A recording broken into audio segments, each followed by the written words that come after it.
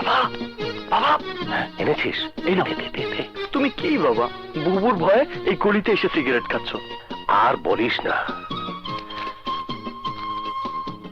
Cigarette আমার হাতে দেখলে তোর বোন যেভাবে চোখ পাকায়,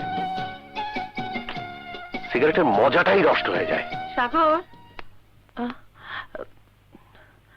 গেল কোথায়? সাগর, দেখো না সিগারেট ছেড়ে দিতে পারো কিনা।